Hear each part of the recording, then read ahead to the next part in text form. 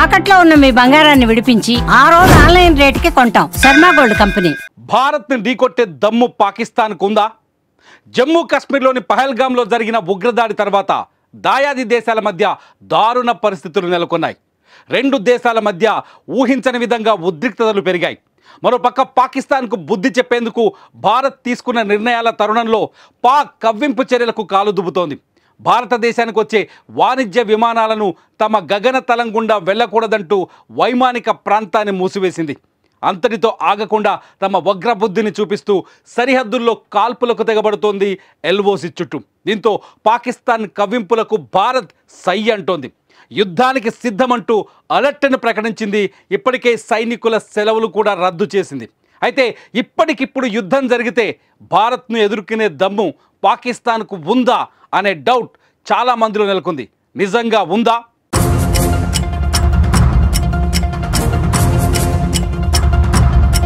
భారతదేశం అన్ని రంగాల్లో శక్తివంతంగా మారింది.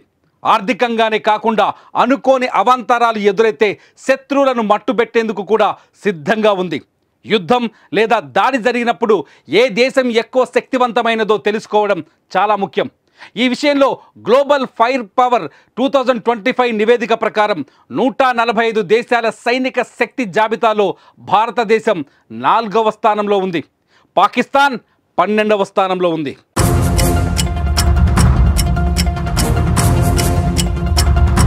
భారత సైన్యంలో 14,44,000 మంది క్రియాశీల సైనికులున్నారు.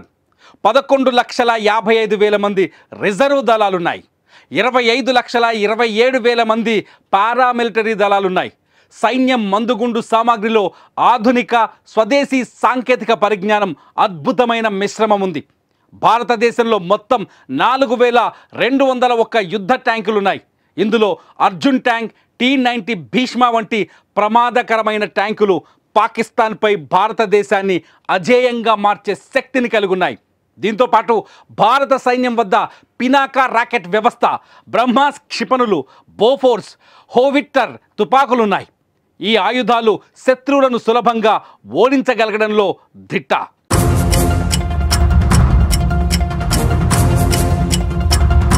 ఇక అదే సమయంలో పాకిస్తాన్ సైన్యం గురించి ఒక్కసారి తెలుసుకుంటే వారి దగ్గర కేవలం 6,54,000 మంది క్రియాశీల సైనికులు మాత్రమే ఉన్నారు. దాదాపు 3,742 యుద్ధ ట్యాంకులు, 50,523 సాయుధ వాహనాలు, 752 స్వయంచోదక ఫిరంగి యూనిట్లున్నాయి.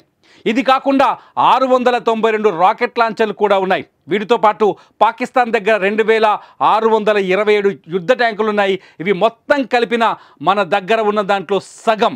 సో భారత్ను ఎదుర్కోవడమే కాదు, భారత్ యుద్ధం చేస్తే ఊహించడం కూడా పాకిస్తాన్ వల్ల కాని పరిస్థితి.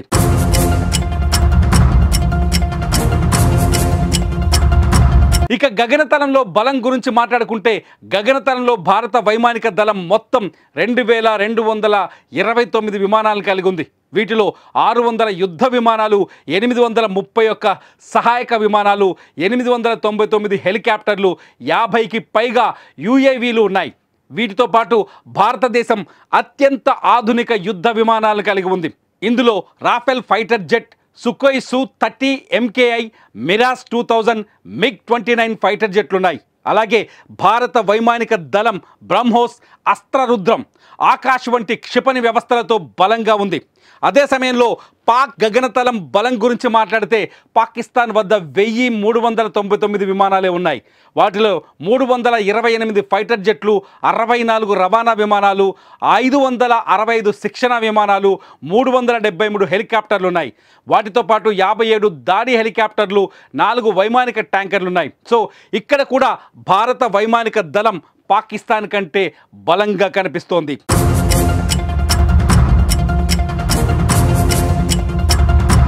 ఇక వాటితో పాటు సైనిక సామర్థ్యం, సాంకేతిక ఆధిపత్యం, వ్యూహాత్మక సంసిద్ధత విషయానికి వస్తే భారతదేశం పాకిస్తాన్ కంటే చాలా రెట్లు ముందుంది. భారతదేశ సైనిక మౌలిక సదుపాయాలు చాలా పెద్దవి మాత్రమే కాదు, నిరంతరం స్వావలంబన, హైటెక్ అప్గ్రేడ్ల వైపు కదులుతున్నాయి. భారతదేశ పారామిలిటరీ దళాలు, ఉపగ్రహ నెట్వర్క్లు, డ్రోన్ టెక్నాలజీ, బహుళ డొమైన్ యుద్ధ వ్యూహం దీనిని ప్రపంచ సైనిక పటంలో ముందంచెలో ఉంచాయి. సో భారత్ను ఎదుర్కోవడమే కాదు, భారత్పై కన్నెత్తి చూడటం కూడా పాకిస్తాన్కు కష్టమే. అయితే పాకిస్తాన్ చేసేదల్లా ఒకటే, వెన్నుపోటు. అదే ఇలా దొంగచాటుగా ఉగ్రవాదాన్ని పెంచి పోషించి దొంగ దెబ్బ తీయడమే. సో భారత్తో పాకిస్తాన్కు యుద్ధం అంటే సింహం ముందు కుక్క మొరిగినట్లే. మరి మీరేమంటారు? కామెంట్ చేయండి ఈ వీడియో కింద.